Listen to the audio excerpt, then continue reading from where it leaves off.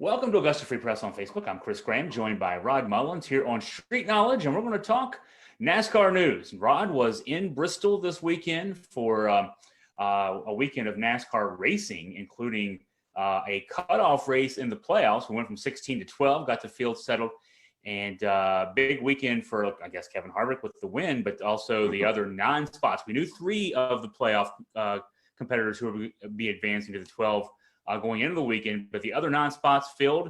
There were a lot of folks there, Rod. Got to see it on TV Saturday night. It looked like a good time for the fans. Maybe describe the atmosphere there and talk about the race.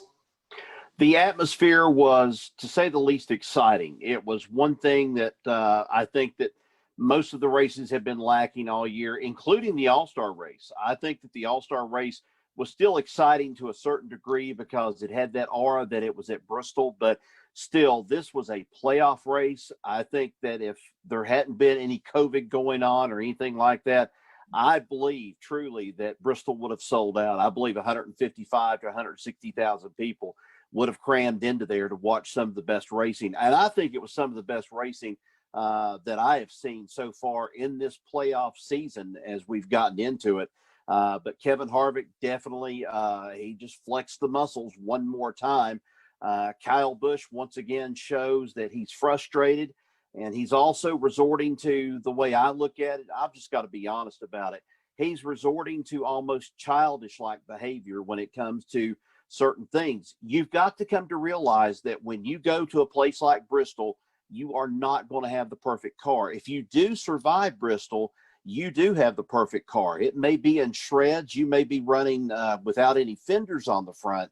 But, you know, he managed to come back and do some things that a driver necessarily at Bristol, if they get in trouble early, as in pre-inspection this time, and you're put to the back and you rally back and finish second, that's a heck of an accomplishment, especially at a Bristol. So looking at the field who advances, both Bushes, Denny Hamlin, of course, Brett Keselowski, we already knew, Joey Logano, Martin Truex Jr., Austin Dillon, Chase Elliott, Alex Bowman, Eric Almirola, Clint Boyer. Any surprises on the list of folks who didn't make it, Rod? Oh, yeah. So talk about that then. Well, you know, William Byron, that was the one that really surprised me. Ryan Newman was, or not Ryan Newman, but Ryan Blaney was the other. I thought that those two right there were sure shots to get into the field. And, you know, with the way that Kyle Busch had been racing, you know, we kind of expected Kyle Busch to be out of the playoffs, especially at the cutoff point at Bristol, because he had not been racing good. And then you had the pre-inspection issues with his car, Eric Jones, and also with Denny Hamlin's car there at the beginning before the race, and they were all relegated to the back of the field. You know, it kind of made you start wondering, is Kyle Busch going to miss out on a championship this season? But you had those right there that really stood out. I think another one that stood out to me that hurt really bad because he ran so well there last year, he dug in and tried to race as hard as he could this time around, was Matt DiBenedetto in the Wood Brothers car, because he was trying everything he could. At one point, I think he was like 2 or 3 laps down, and he managed to get back on the lead lap, but then still ended up finishing 1 lap down. And I heard Jeff Burton talking about it a little bit today. He said, you know, when you're 1 lap down, you know, that's something you try to hold on to, especially with position, because we've been hearing a lot of things. Kyle Busch in his post-race tirade concerning Joey Gase and Garrett Smithley holding him up. You know, if you get 2 or 3 laps down, you might as well forget about trying to win a Bristol, because it's not going to happen. But Matt DiBenedetto dug in and drove some of the best, you know, some of the best racing that I'd seen him do all season, but he gets knocked out of it. And now he's sitting here waiting until the end of the month. This is the last weekend, of course, of racing in the month of September. And the Wood Brothers have a choice to at least decide on an option to keep him for another year or turn him loose. And if they turn him loose, that's going to put about 3 or 4 drivers out there in the open. It's going to be wide open. You don't know where they're going to go, you know, considering what rides open up, which we'll get to a little bit more here in just a little bit. So we asked about who the guys on the outside looking in that surprised you most. Who of the last, say, 3 or 4 guys to make the 12 surprised you the most? Clint Boyer. Clint Boyer was one of those that I thought he would make it, but the racing that he did on Saturday night, he just didn't have the car to be able to get there and get higher points, or at least finish in such a good way at that race. But still, he managed to come out with a decent finish. But Clint Boyer was one of those that was on that bubble that I just didn't know if he was going to make it or not. And then, you have some of your others in there. Alex Bowman's one that I have been a little bit iffy on. He's a good driver, but I'm like, well, is he really a contender to be there in the playoffs? And, he's run some really good races here in the last several weeks. And proof again, he ran up at the front or near the front at Bristol, and he managed to keep himself in contention. So he moves on into the playoffs. But again, Kyle Busch, that one stands out with me again. And, when I talk about that post-race tirade that he went on, jumping Joey Gase and Garrett Smithley and just talking about things, he made a comment too. He said, and Jeff Burton said, maybe he's doing like the typical poker player. He's just showing a hand right now to make you think, I don't have it, and to see where his competitors are going to be at. And he may go to Las Vegas and absolutely smoke everybody's doors off. Yeah, he's good with the mind games. Got to give him credit for that. Mm-hmm. So it wouldn't surprise. And he also can fly off the handle. So it could certainly be either or as far as that goes. You talked about Vegas. We'll talk about that as we wrap up the show. But we got some big off-track news, huge off-track news to talk about. We've been speculating for weeks on the future of Bubba Wallace. We have now the sense of the future of Bubba Wallace, and it involves Mike Jordan. Talk about this story. Well, it was rumored out there, and there were a lot of people saying there's no way in the world Michael Jordan will get involved in the world of NASCAR. And then, I guess it was late during the night or almost late, we get this word, and it was just, I think I caught it maybe minutes after it was announced that here comes Michael Jordan going into a partnership with Denny Hamlin. We still don't know where Denny Hamlin's going to be after this. If Denny Hamlin were to win a championship, will he step out and do the day-to-day operations of a race team? It's kind of hard to go and race your own car there, but they ended up buying the charter out of Germain Racing. And so Bob German, who runs the number 13 car that Ty Dillon was running, that charter, everything now has been bought out. And so now Jordan and Denny Hamlin have ownership of that number, or that team at least. Now, the switch is right now, will they be going to anything else? Will they be going to Chevrolet, or will they be going to Toyota? Chances are they'll probably be going to Toyota, because I think with Denny Hamlin and his relationship with Toyota, I think they'll probably stick there. But now Bubba Wallace brings in somewhere in the neighborhood, and I know people are probably at one point or another laughing. I saw a meme last night where they said Darrell Bubba Wallace Jr. will finally get to run up front, as he's going to be driving the pace car in 2021. And I'm like, guys, it's one thing to make fun of him, but at the same time, here he is. He's bringing $13.5 or more million worth of sponsorship to this new team for next year. I mean, hey, he got a lot of this sponsorship by just stepping up and stepping out and saying Black Lives Matter and getting this attention, even though it was some negative attention in the first place about the noose in the garage and different things like that. He has definitely stepped up, and he has kind of brought NASCAR back into what I call the A game, or the A list, so to speak, with Jordan being involved with his money. I think it's the sky's the limit for this race team. Talented driver, maybe held back a bit by racing for a slightly underfunded team with Richard Petty Motorsports. So now we'll see if they can provide the funding, thus the technology, the engineering, to put him in a car that can let him run at the front of the pack. We know the skills there, and then from a marketing standpoint, he's the African American driver on the circuit at a time when NASCAR is desperate to have more diversity in that sense. So and create more African American drivers.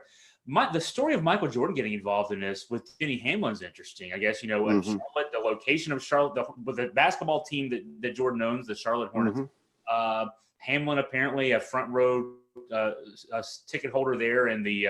I've been in that arena a few times. A really bad UVA basketball game happened there once.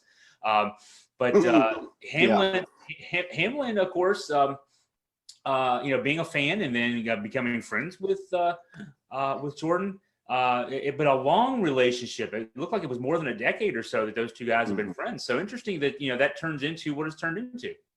Well, and I don't think Brad Daugherty hurts anything either with him and his affiliation he's had with motorsports, and he's doing color commentating, if you want to call it that, on the pre-race show now on NBC. I think that's probably helped some too about Michael Jordan. And I really have to say this, Michael Jordan, some people may be surprised that Michael Jordan is involved in NASCAR. He's been a NASCAR fan for a long time. He's loved racing. You just don't see that side of him that much, in the way that basketball season kind of coincided with the end of NASCAR, and then the time that they're doing the AllStar game, when they play the AllStar game in the NBA. I'm sure he would have much rather at different times have been at Daytona, but he's been watching this sort of thing kind of develop. He got to know Denny Hamlin a little bit more through the process of this, being a season ticket holder, and I'm sure there were other factors involved in this in bringing him into the sport. But here's one thing he's going to have to overcome as a car owner.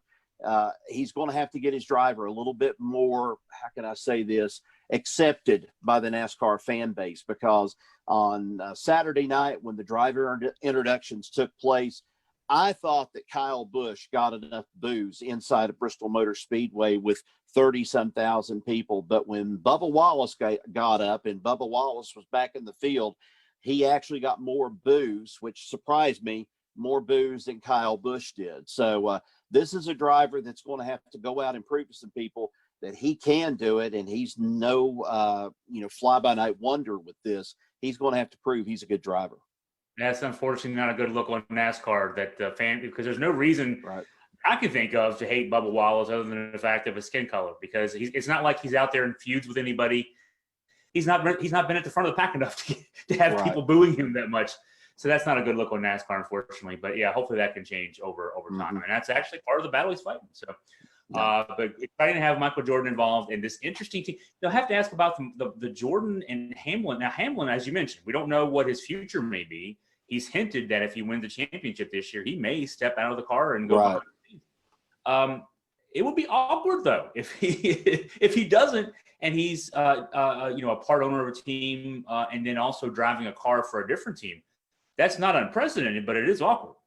Yeah, it's awkward. I mean, Tony Stewart did it the first couple of years that he was involved with Carl Haas when they got together with Stewart Haas Racing. But, after the incident that took place in upstate New York and different things, it was kind of better for Tony Stewart to kind of take a step aside and let the ownership, he can maintain things, but he really doesn't run too much. I mean, he's got some say on some things, but Greg Zipadelli and some of the others that are involved with Stewart Haas Racing, they actually have more say in it on the running of the operation. And so far, they've proven what a great run operation that it can be. I mean, you've got Harvick in there right now running in contention for the championship in there. They've been almost unbeatable all season long. Him and Rodney Vickers in there as his crew chief. So, I mean, it's, they're getting some good examples out of this, and I'm sure it's going to get Denny Hamlin started. And we got to remember, Denny Hamlin also is into the sportswear deal with Michael Jordan. His fire suit is a Jordan fire suit, and that's one of the very rarities in the sport of NASCAR that you see something of Michael Jordan in the sport of NASCAR, and that fire suit that he's got from Michael Jordan. Yeah, I guess we so many people have Jordan sneakers. Maybe now we'll start sporting Jordan fire suits around town. Mm-hmm. Who knows?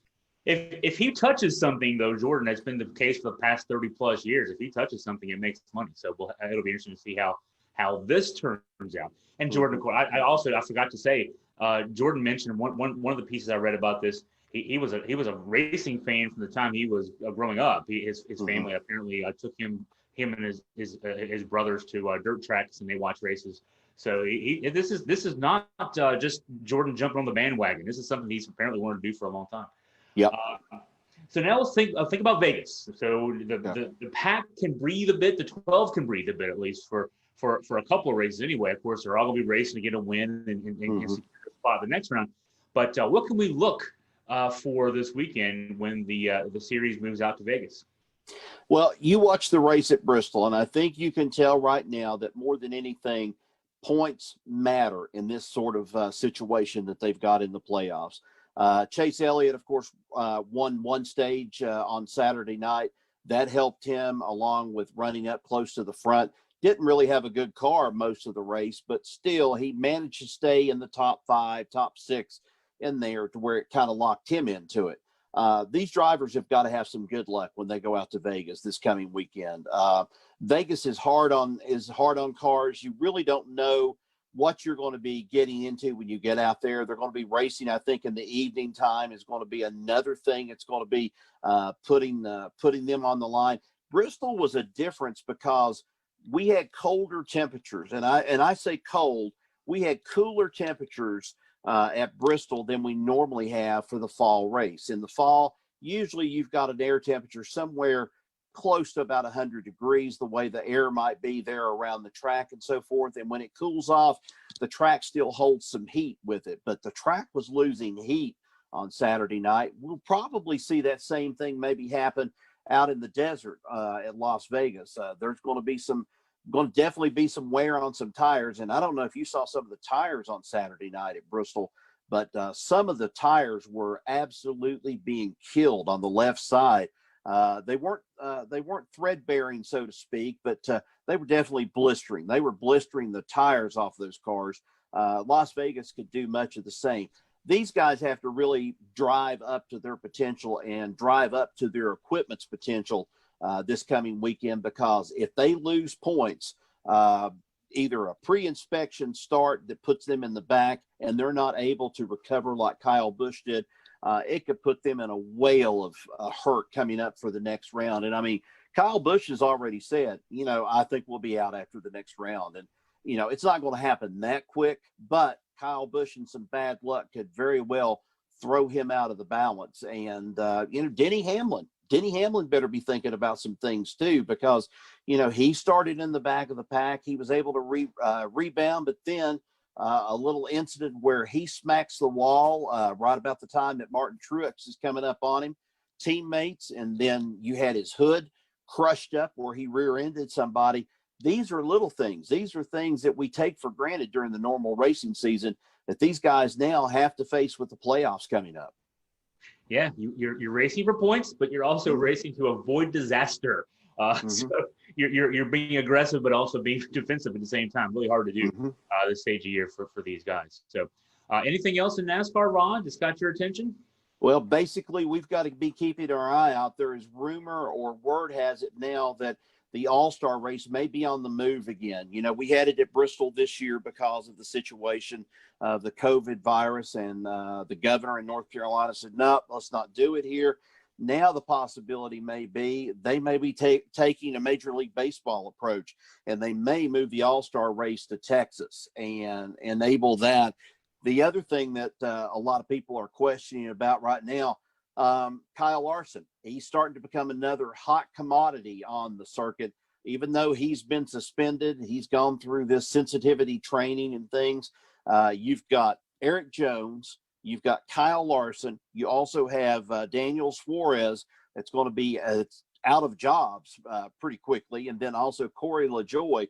So 4 young drivers right there that could be out of jobs or are out of jobs at the end of the season, and they're going to be looking for rides. Hendrick's going to be looking to fill somebody's seat, either in Alex Bowman's 88 car or Jimmy Johnson's 48. Then you've got Richard Petty's seat that's going to be open up there on the 43 car. Gaunt Racing is going a different direction, so we don't know who they're going to be putting in their car. And then you've got Corey LaJoie that just wants to get somewhere to where he can start racing again. So that's 4 right there, and who knows what's going to happen. Clint Boyer is still negotiating, so to speak, with Stewart Haas. He may be there and he may not be there. It wouldn't surprise me if Kyle Larson could show up on Stewart Haas's radar before it's over with. So a lot of ifs, a lot of questions. We still do not know all the answers just yet, but as soon as we find out something, we usually just try to post it as quick as we can. using the hashtag Team AFP, and we'll put it out there to try and let everybody know. Yeah, it's this is a fun time of year. I mean, the playoffs are going, and that's fun on the track. But then just looking ahead to next year is also fun. Get that sensitivity training in so that you can get the job next year. Yeah, yeah, exactly. Well, Rod, thank you for your time as always, and we will talk to you again next week. Appreciate it, Chris. Thanks.